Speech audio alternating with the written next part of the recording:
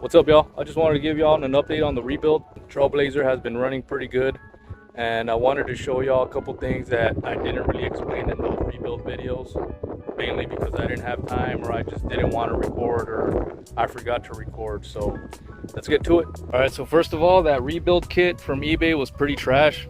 The exhaust manifold gasket leaked, the intake gasket leaked, the valve cover gasket leaked. So I really don't recommend those real cheap eBay kits. Spend a little money on that. Go to Rock Auto or just go to your local auto parts store and buy the Felpro brand gaskets.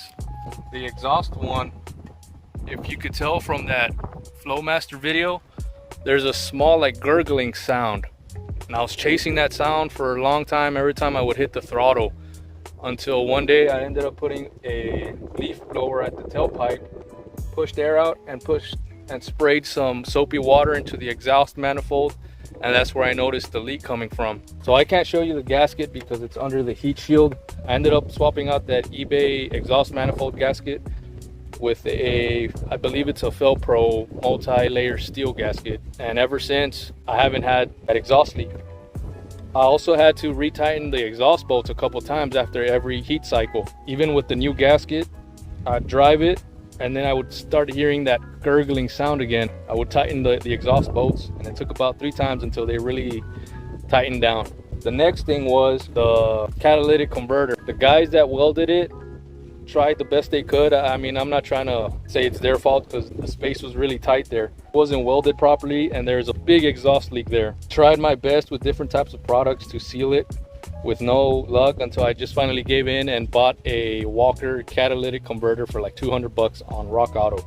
You can see it back there. It's a whole new catalytic converter. And the reason I did that was because I was getting a P0420 catalytic insufficiency code. So I figured it's the cat. But after doing a bunch of research, these aftermarket catalytic converters may or may not clear that code.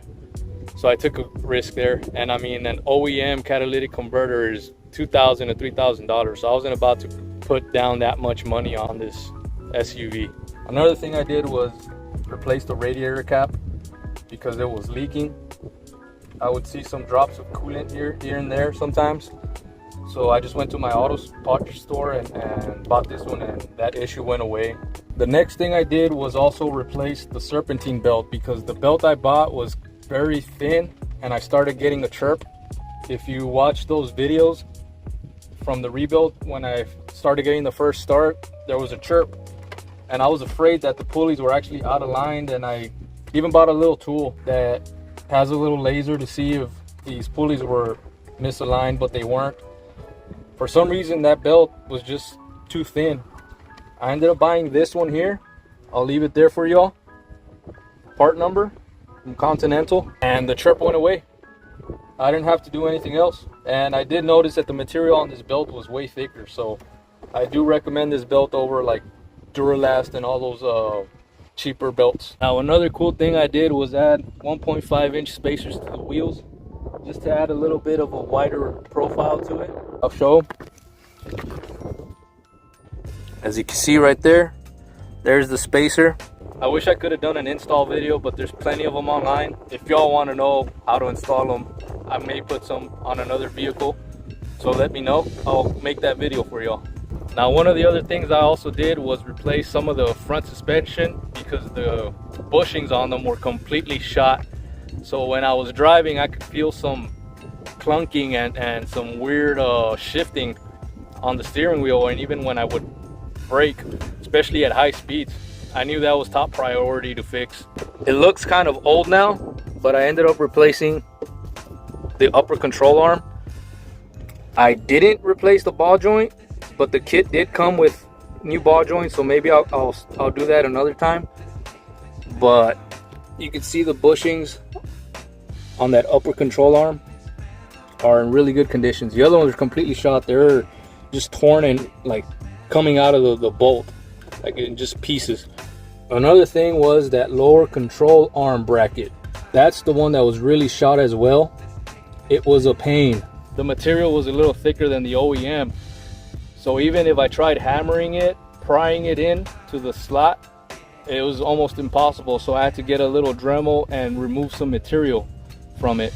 I bought the lower control arm brackets from 1A Auto, and those are way too thick. So I returned those and bought some from Rock Auto, thinking they would just slide right in just like the OEM ones. But I was wrong. They were also a little too thick. There was no way around it. I had to remove some material. After a lot of hammering and cuss words, I managed to put the new lower control arm brackets back in there.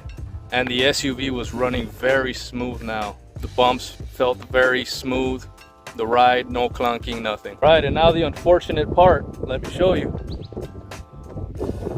I ended up putting a resonator back on the exhaust. I did this mainly because I was gonna give this vehicle back to my mother, which originally it was hers. And I didn't want her driving around with a loud exhaust, you know. So this is what I ended up doing. So there's a resonator, it acts as a little muffler. The 2.5 pipe is still there. That's the one you see in the videos with a chrome tip. And I used a 2.5 to 3 inch. I believe this is a 3 inch because the insert for this resonator is 2 3/4. But I had an issue trying to find adapter, so I ended up going kind of oversized. I just ended up clamping it down. This has this resonator on there, very solid. However, I still have the Flowmaster 40 in there, so there is still a little deep tone. So I did the bolt on, that way if I ever want to drive it with the loud exhaust, I can just unbolt it and put the chrome tip or the MSZ resonator on there. And I'll explain what that MSZ resonator is, and I'll put some footage in there.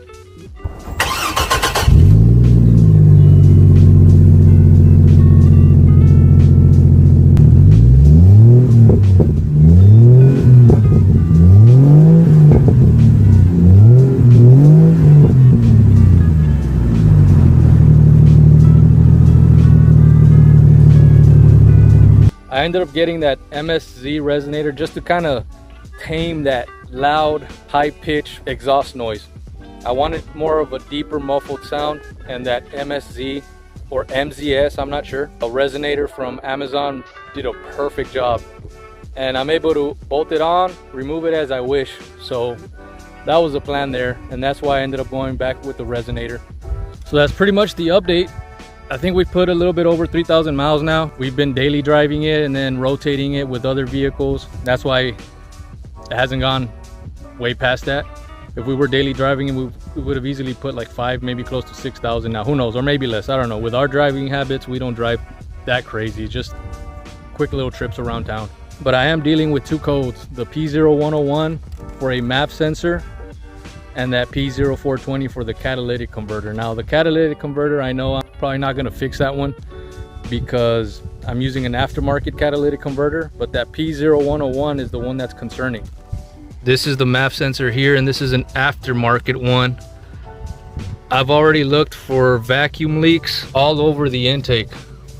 I put a pump here with a cigar, pumped it full of smoke, didn't see any leaks, so I'm not quite sure what's going on there. And the SUV was running pretty rich for a while, and I couldn't figure it out. There was a scent of gas in the oil, so I knew the injectors were leaking or something. And I ended up replacing all 6 injectors with OEM injectors, and that seemed to stop that scent of gas leaking into the oil pan. However, there was still a little bit of a rich condition, and what I ended up doing was hollowing out a little bit of the air filter box. I'm not gonna remove it now, but just to kind of show you, you can see how I hollowed out a small section of the air box here, and I'm running a K&N filter, and about this half of the air box is hollowed out. That's just to allow more air into the intake, and that seemed to balance out the trim levels. But even after all that, I'm still getting that P0101 code and a P0420 code. Later on, I started getting a pending O2 sensor code, so I ended up swapping those out yesterday actually, and I'm just driving it around, completing those drive cycles to complete those monitors and see if it could clear those codes. But other than that, The SUV's running fine. Maybe the transmission's a little jerky, but no misfires. It purrs just fine. And I mean, I'm taking it for what it is. It was the first time I ever rebuilt an engine. Something I never thought I would do. I was always into cars as a kid, never that deep into it, and now I'm just kind of diving deeper into this hobby, and maybe I'll buy another project car and try to rebuild it, but who knows. So I just wanted to give y'all an update for this rebuild here. And I've seen some comments where y'all are encouraged and maybe even inspired to do something like this to your Trailblazer. And I will say it's a tricky one, and I know with the four-wheel drive, because of the transfer case that's attached to the oil pan, is a bigger pain. I lucked out because this one's a two-wheel drive. Approach it with caution, approach it with patience. If you have an additional vehicle to take you to A and B, to take you to work and back, and you can leave this Trailblazer there in your garage or in your workplace, your work area, by all means go ahead, start tearing it down. The two main things are the head bolts. Look back at my rebuild videos, and I have a link to a guy there that kind of guides you on how to remove those head bolts. You have to have a lot of patience with those head bolts. You put your hex socket on there, smack it about 10 times, get your breaker bar, slightly start putting pressure, and as soon as you hear pop, stop. Then you put your hex socket back in there, hit it another 10 to 12 times, and repeat that same process over and over. You don't just want to muscle it and try to break it free. You want to slowly finesse it and break it loose from the threads. And then the second biggest thing is the oil pan. If you could remove the steering rack, remove it. I removed only one side of it, which was the passenger side, when I initially removed it, and I managed to kind of wiggle it out of place. But if you could remove it, if you're confident enough to just remove it, and it'll make your work much easier. Now, I don't know about the 4x4. I know you have to take off the axles and stuff, so it might get a little bit more complicated, but it's still the same concept. Try to take off as much as you can to get clearance to remove that oil pan. But yeah, man, with that being said, don't be discouraged. Give it a shot. If it's something you want to learn, there's a ton of information on the internet, and I'll try to link some stuff under this video, some links for like torque specs, other videos that help me out, especially with the disassembly, because I didn't record none of that. I just did a few clips here and there, but there's a really good video that could get you up to the timing chain from 1A Auto. And after that, I'll start linking in other videos that help me with this rebuild. So good luck out there. So here's the P0101 code that I'm still getting, and some monitors are still pending completion. I'll probably end up getting that CAT code later.